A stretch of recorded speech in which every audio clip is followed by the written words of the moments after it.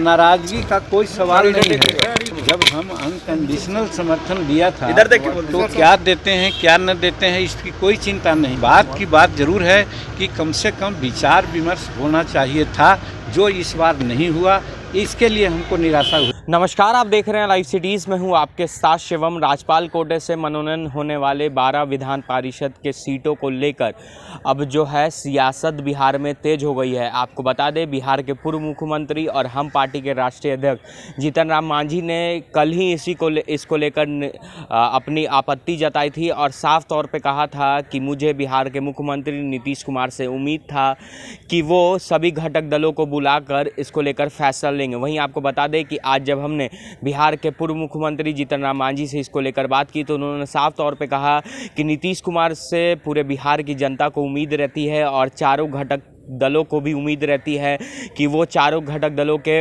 नेता को बुलाकर विचार विमर्श करेंगे, उसके बाद ही कुछ फैसला लेंगे। क्या कुछ कह रहे हैं बिहार के पूर्व मुख्यमंत्री जीतन राम मांझी, पहले आप वो सुने। जो ध्यान आकर्षण प्रस्ताव आया था बहुत अच्छा प्रस्ताव था। सरकार को इसको मानना चाहिए। हमको विश्वास भी है कि सरकार इस चीज़ को मानेगी।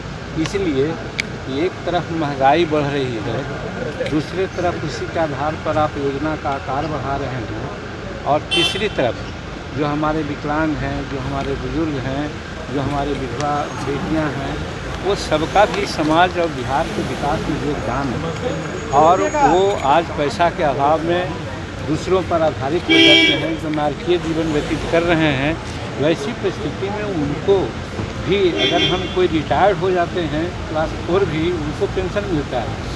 और इस प्रकार के लोग को अगर पेंशन न दिया जाए तो वह नैतिक कार्य है।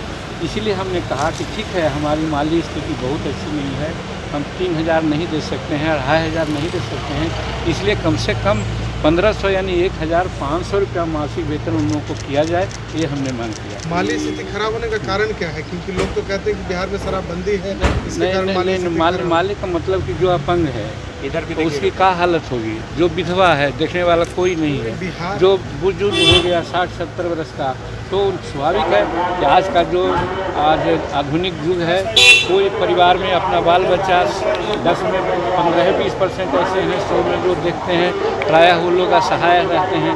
तो वैसी परिस्थिति में सरकार का दायित्व है कि उन लोगों के प्रति सहानुभूति रखे और कम से कम 1500 रुपया उनको पेंशन दे तो कुछ हद तक उनको राहत मिल सकती है। सर, एक सवाल और है, जब आप महागठबंधन में थे उस वक्त आप लगातार यह मांग करते थे, जब आपने छोड़ा उस वक्त भी कहा कोई कोऑर्डिनेशन कमेटी नहीं बनी, कोई बातचीत का फॉर्म नहीं बना। एनडीए में इसकी ज़रूरत लग रही है आपको? देखिए, ये जो अभी 12 नॉमिनेशन हुए राजपाल कोटा से, हम विश्वास करते हैं नीतीश कुमार जी को और उनका समर्थन भी हम कर रहे हैं और करेंगे भी, लेकिन कहीं न कहीं चूक हुई है।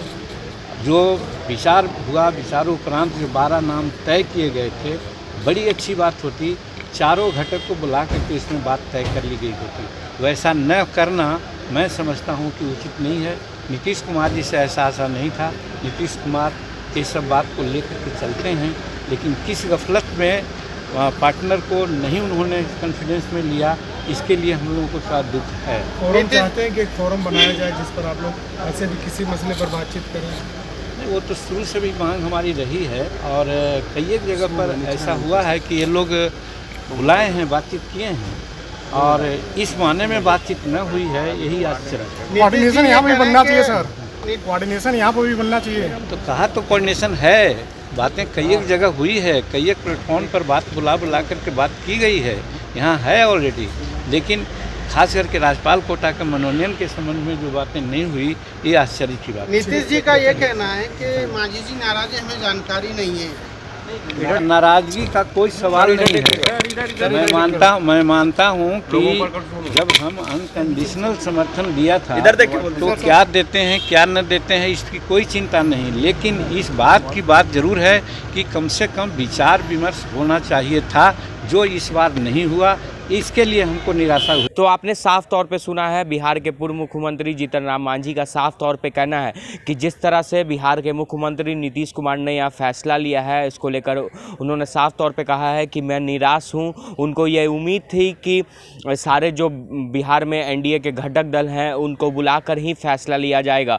आपको बता दें कि जिस तरह से बिहार में राजपाल कोटे से मनोनयन होने वाले बिहार विधान परिषद के सीटों को लेकर जो अब बगावती सुर हैं वो तेज होने लगे हैं। जेडीयू के तरफ से भी जेडीयू नेता ने साफ तौर पे कहा है कि जिस तरह से बिहार के मुख्यमंत्री नीतीश कुमार ने मनोनयन किया है, ऐसे में उनको सोचना चाहिए था कि और भी लोग हैं और भी समाज से जो लोग आते हैं उनको भी इसमें भागीदारी मिलना चाहिए था। अब देखने वाली बात होगी कि जिस तरह से राजपाल कोटे से मनोनयन होने वाले 12 सीटों को लेकर जो बगावती सुर तेज हो गए हैं, ऐसे में कल बिहार के मुख्यमंत्री नीतीश कुमार ने भी इसको लेकर साफ तौर पे कह दिया था कि मुझे ये नहीं मालूम है कि बिहार के पूर्व मुख्यमंत्री जीतन राम मांझी इसको लेकर नाराज चल रहे हैं। अब देखने वाली बात यह होगी कि इसको लेकर अब बिहार के मुख्यमंत्री नीतीश कुमार क्या कुछ फैसला लेते हैं।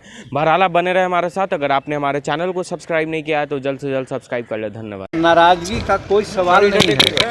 जब हम अनकंडीशनल समर्थन दिया था तो क्या देते हैं क्या न देते हैं इसकी कोई चिंता नहीं। बात की बात जरूर है कि कम से कम विचार विमर्श होना चाहिए था, जो इस बार नहीं हुआ, इसके लिए हमको निराशा हुई।